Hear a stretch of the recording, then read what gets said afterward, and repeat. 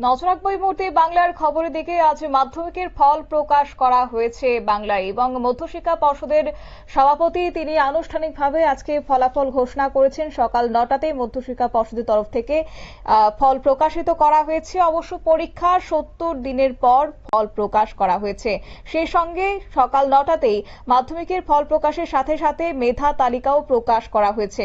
ফল ঘোষণার পরে মধ্যশিক্ষা পর্ষদ থেকে সমস্ত স্কুলের রেজাল্ট পাঠানো হবে এবং দুপুর নাগাদই পরীক্ষার্থীরা যে যার রেজাল্ট হাতে পেয়ে যাবে বলেও জানানো হয়েছে। তবে 9টা 45 নাগাদই অনলাইনের যে ওয়েবসাইট রয়েছে সেই ওয়েবসাইট পরীক্ষার্থীদের জন্য খুলে দেওয়া হয়েছে এবং প্রত্যেকেই তারা তাদের রেজাল্ট দেখতে পেয়েছেন। যাই হোক, এই বিষয় প্রসঙ্গে কি জানিয়েছেন মধ্যশিক্ষা পর্ষদের সভাপতি, শুনুন।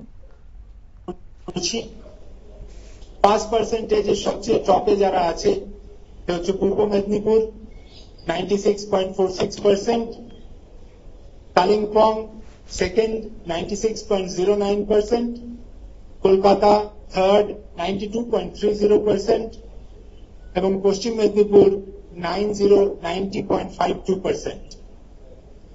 মাধ্যমিকে পার্সেন্টেজ অফ সাকসেসফুল ক্যান্ডিডেটস যারা সফলভাবে পাশ করেছে তার পার্সেন্টেজ, রেগুলার ক্যান্ডিডেটস পরীক্ষা দিয়েছিল যারা 9,13,883 জন, তার মধ্যে 86.56% সাকসেসফুলি পাস করেছে।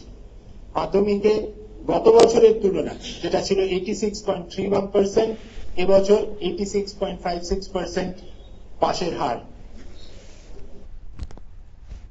আপনারা শুনলেন মধ্যশিক্ষা পর্ষদ সভাপতি রামানুজ গঙ্গোপাধ্যায়ের বক্তব্য এবং তিনি মেধা তালিকাও প্রকাশ করেছেন, যেখানে প্রথম তালিকা তুলে ধরেছেন। প্রথম হয়েছে রায়গঞ্জের অদ্রিত সরকার, পাশের হার 86.56%। পাশাপাশি যুগ্মভাবে দ্বিতীয় হয়েছে অনুভব বিশ্বাস, সঙ্গে সৌম্য পাল, তাদের প্রাপ্ত নম্বর 694। পাশাপাশি তৃতীয় স্থানে রয়েছে ঈশানী চক্রবর্তী, কোতলপুর সরোজবাসিনী স্কুল থেকে সে পাশ করেছে এবং সুপ্রতীক মান্না হাই স্কুল থেকে সে পাশ করেছে, প্রাপ্ত নম্বর 692। প্রথম 10-এ মাধ্যমিকে রয়েছে 66 জন পড়ুয়ারা। তবে এই বছর পরীক্ষা দিয়েছে মাধ্যমিকে 9,69,425 জন, যা কিনা গত বছরের তুলনায় এবছর 62,000-এর বেশি পরীক্ষার্থীরা পরীক্ষায় অংশগ্রহণ করেছে, যে কথায় আজকে বাংলার মধ্যশিক্ষা পর্ষদ সভাপতি রামানুজ গঙ্গোপাধ্যায় জানিয়েছেন।